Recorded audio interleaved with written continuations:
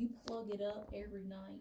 Mm-hmm. Okay, so this is gonna be the similar, whatever your habit is that you are typically in, that's what you're gonna do, okay? And so you've got the plug. If you will, Charger. yep, when you get home, just find a good spot that you feel comfortable, that's fairly close to an outlet. A lot of folks will keep this on their nightstand. They might do something on their dresser, just somewhere that's easy to get to at night and in the morning. But what you're gonna do is you're gonna plug this end into your plug, and then the opposite end is going to go into the back of the charger, okay? That's almost the same size as my phone charger. It's very, very similar. And so you're just going to leave it plugged up. It's meant to be left all day, all night. Just leave it plugged up is perfectly fine.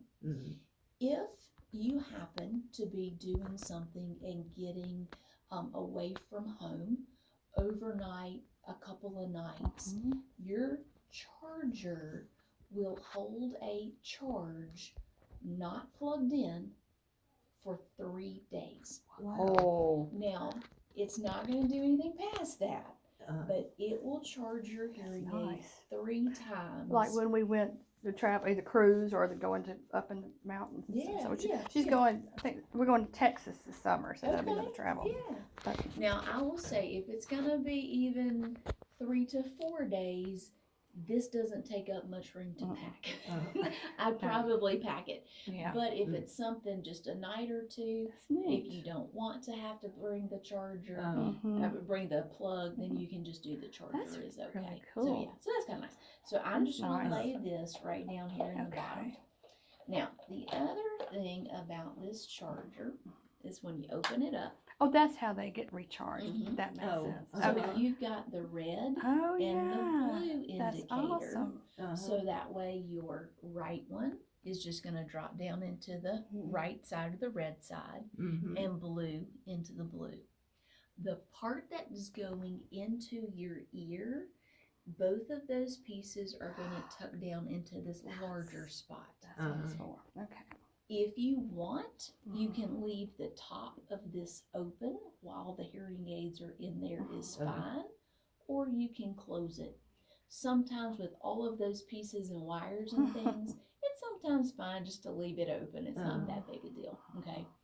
Now, with the bottom of the part that goes behind the ear is what's going to sit down in there. When it gets in there, there is a spot on the spine or the back of the hearing aid that when it tucks in there, there is a small green light that will begin to flash. That is how you know that you know I got it in the right really place. is in the right spot and it really is charging. That's good. So that's my suggestion is when you're pulling them off to put them in your charger, just take a glance. Make and if sure you I see say it's that flashing, then you are set to go. It's going to be recharged by the morning. Okay. How long? Yeah. By the way, what is your name? Jennifer. I'm Audrey. Yeah.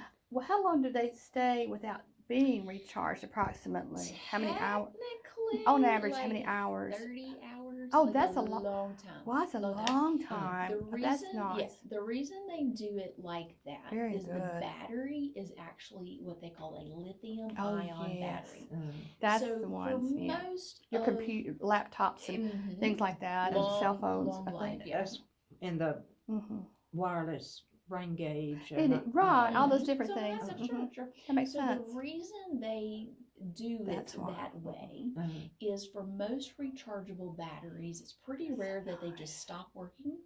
But what happens is the older they get, the less and less charge they hold. That's the same as a cell phone. Sure it is. In this case. And so what will happen is even after the hearing aid has some life on it a few years out, when you charge it, you should still get a full day's use from the battery. Okay. So that's one of those things that's just kind of to know nicely thought out for not just when it's brand new, but whenever it gets a little bit older too. That's so that's nice. Nice. Now, this is something, if you did want to drop this down into your bag, if you are out running errands, traveling, doing whatever, if you run across a situation that you just really need to get your hearing aids out of your ear, you're not going to have your charger with you. But to have a safe place to put it is kind of nice. That is good. So that's all this is for. That's nice. It's kind of nice. So with the hearing aid, have you ever heard whenever there's like feedback and it's that squealing sound? Okay. Yep. I told you that I use my husband's sometimes. Oh, Right. yes. So she got familiar, and she gave me the other half. I let her try. I said, "Let me try it because my ears are just like Daddy's. It fits perfectly." So if this works, I'm getting the other one.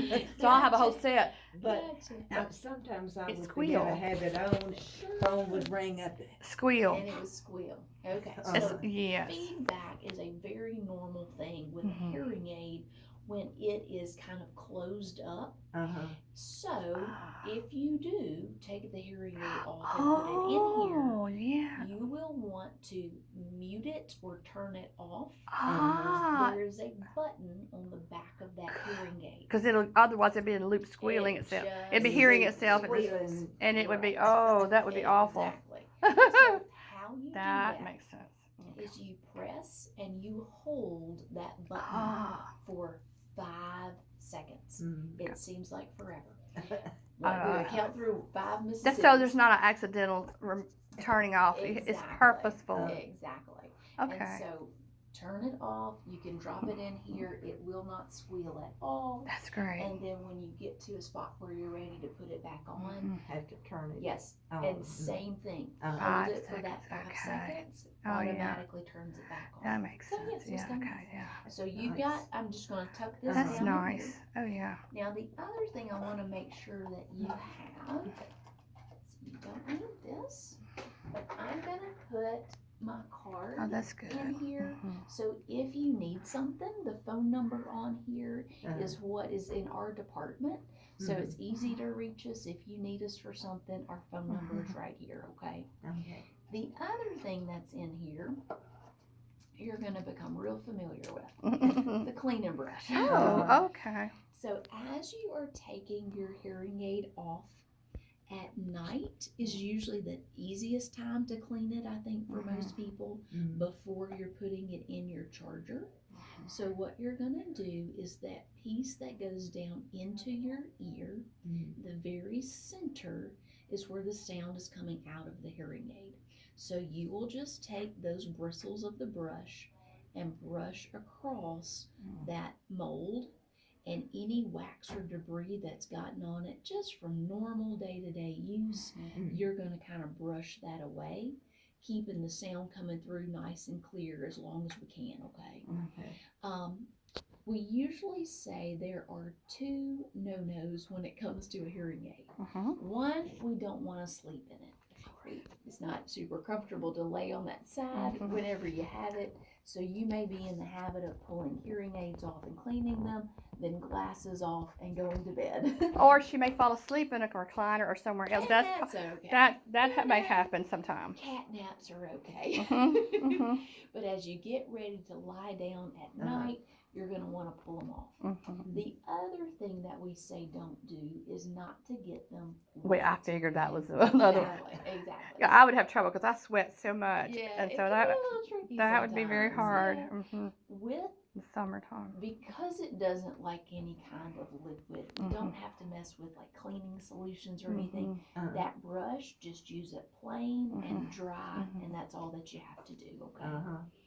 With your specific style of hearing aid, you don't really have to worry about that stiff little loop right there. The part of the hearing aid that is going into your ear is actually the working speaker of your of the hearing aid. And so we don't want to push anything into it. So the bristles are wonderful to use and very safe for any part of that hearing aid. So I'll show you exactly how I do this in just a minute. Now this is just a little lint-free cloth If you want to use it to wipe over the outside of the hearing aid, you can. Personally, I think the bristles of the brush probably do the best job. Some of my folks will save this and use it to clean their glasses. So I'm going to tuck it in here. It You still use comes for with what it, you want to. obviously. Yes. Okay. So let's talk a little bit about some of the little booklets and things that come with this. For most of my folks, they are going to use this like reference material. So if you run into a question, if you run into trouble, that is what this is information's for. So this big one here, in the very front, you have all of your hearing aid information. I have this. This is just simply for your records, okay? But I wanted to show you that on here, you have your warranty information. So you have both repair and loss and damage, and they extended it for 4 years. Very That's nice. a very long warranty, so that's Wonderful. a really great thing. That's good. Yeah, any kind of repair that I cannot fix here in the office, we can send it in for between now and February of 2024. Okay. Right. The way that the loss and damage part of that warranty works, if something happens, hearing aid is lost, it's damaged beyond just a typical repair. To utilize that warranty, there's a $400 deductible. It replaces that device once during that time frame. But the great thing is that the warranty is per device. Okay. So if something happens to one, 2 years later something happens to the other, the individual device is what has the warranty, okay? Some of my folks are interested in extended warranty.